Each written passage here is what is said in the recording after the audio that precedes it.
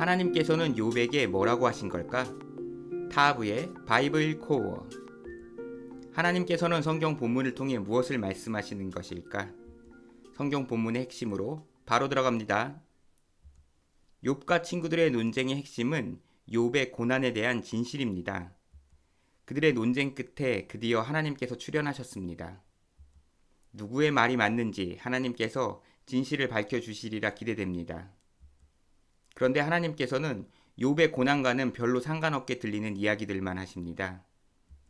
오늘은 하나님께서 하신 말씀이 무슨 의미인지 알아보겠습니다. 하나님께서 다음과 같이 말씀을 시작하셨습니다. 욥을 무지한 말로 생각을 어둡게 하는 자라고 부르셨습니다. 여기에서 생각으로 번역된 히브리어는 애자입니다.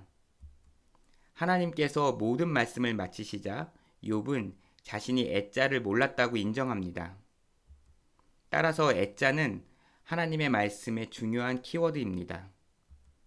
욥기에서 애자는 계획, 생각, 이치 등으로 번역되었습니다.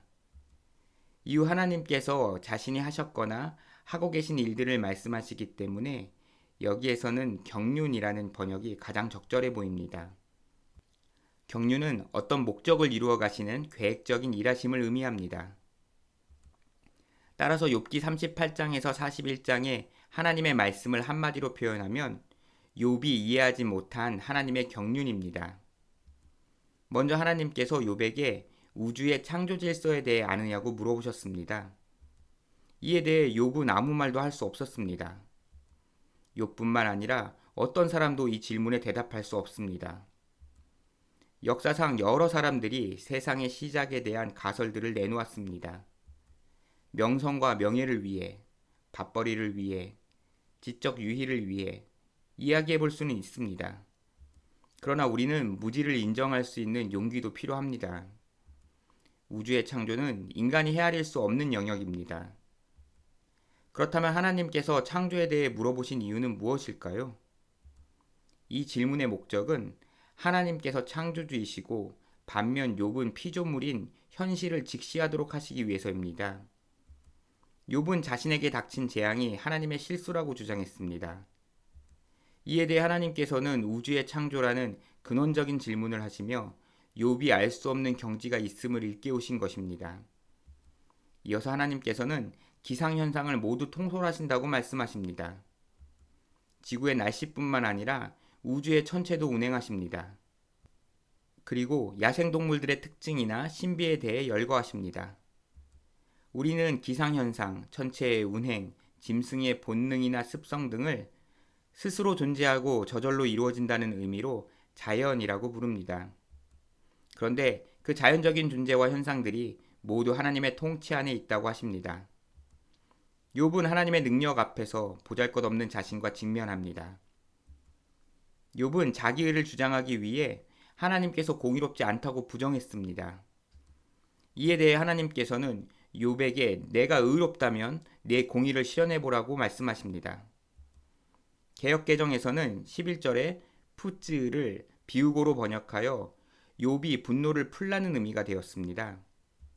그러나 푸즈는 일반적으로 흩어지다는 뜻을 지니고 있습니다. 따라서 11절은 욥이 분노를 흩어보내서 교만한 자를 찾아보라는 말씀입니다. 본문은 욥에게 불의에 대한 의분이 있다면 그 열정으로 악인을 찾아 공의를 실현해보라는 의미입니다. 그러나 욥에게는 자신의 정의를 실현할 능력이 없습니다. 만약 욥이 공의를 온전히 실현한다면 자신의 의로 스스로 구원에 이를 수 있음을 인정하시겠다고 말씀하십니다. 하나님께서 욥이 가진 의의 한계를 설명하신 것입니다. 욥은 자신이 구원받을 근거가 자신의 의에 없음을 깨닫습니다. 그런데 하나님께서는 뜬금없이 두 동물을 소개하십니다. 하나님께서 베헤못과 리워야단에 대해 설명하신 이유는 무엇일까요?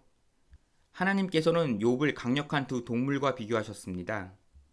힘의 크기를 비교하여 욥보다 힘이 센 베헤못과 리워야단, 그보다도 더 강력하신 하나님이라는 논리를 펴신 것입니다. 이는 욥을 겸손하게 하시려는 목적입니다. 그렇게 볼 수 있는 근거는 두 동물을 소개하시는 하나님의 말씀 가운데 드러납니다. 하나님께서 욥과 베헤못이 모두 자신의 피조물이라고 위치를 분명히 하셨습니다. 하나님과 욥의 격을 일깨우신 것입니다. 베헤못은 피조물 중에 가장 강한 존재 혹은 가장 큰 존재입니다. 그것을 지으신 이가 자기의 칼을 가져오기를 바라노라는 그것을 만든 자만이 그의 칼을 가지고 다가갈 수 있다는 말입니다. 즉 어떤 용사도 무력으로 베헤못에게 대항할 수 없고 하나님만이 제압할 수 있다는 의미입니다. 동일한 피조물이더라도 욥은 베헤못에게 상대가 되지 않습니다. 이어서 하나님께서는 욥에게 리워야단을 잡아보라고 도발하십니다. 그 누구도 도발할 수 없을 만큼 리워야단은 강하고 위험한 동물입니다. 리워야단은 자신을 뽐내는 어떤 존재보다도 강력한 존재입니다. 그런 리워야단에게조차 도전하지 못하면서 하나님께 도전한다는 것은 어불성설입니다. 하나님께서 욥에게 내가 리워야단에게도 까불지 못하면서 감히 내게 불의하다고 맞서느냐? 라고 말씀하신 것입니다. 두 동물의 공통점은 욥이 감히 범접하기에도 두려운 존재라는 점입니다. 하나님께서는 두 동물과 비교할 수 없이 강하시지 않은가? 욥은 순간 움찔했습니다. 하나님과 맞섰던 자신이 얼마나 교만했는지 깨달았습니다. 이해를 돕기 위해 전체적인 내용을 정리해 보겠습니다. 하나님께서 하신 말씀의 핵심은 인과응보의 원리를 넘어서는 자신의 경륜입니다. 이를 설명하시기 위해 하나님 자신이 누구신지와 욥이 누구인지에 대한 현실을 제시할 필요가 있었습니다. 왜냐하면 욥이 자기 정의와 지혜에 대한 확신으로 가득했기 때문입니다. 그래서 하나님께서는 자신이 창조주이시라는 사실을 선언하셨습니다. 이는 공의의 기준이 세상의 주권자인 하나님께 있음을 의미합니다. 그리고 이어서 자신의 섭리에 대해 말씀하셨습니다. 이는 하나님께서 공의를 온전히 실현할 능력이 있으시며 그에 따라 세상을 다스리신다는 의미입니다. 하나님께서는 이렇게 현실을 직시하게 하여 욥의 입을 막으셨습니다. 그리고 초점을 욥에게로 돌리십니다. 자신의 의를 주장하는 욥에게 그의 의로 공의를 실현해보라고 하셨습니다. 욥이 가진 의는 거창하게 세상의 공의를 실현하기는커녕 자신조차 구원할 수 없다는 사실을 밝히셨습니다.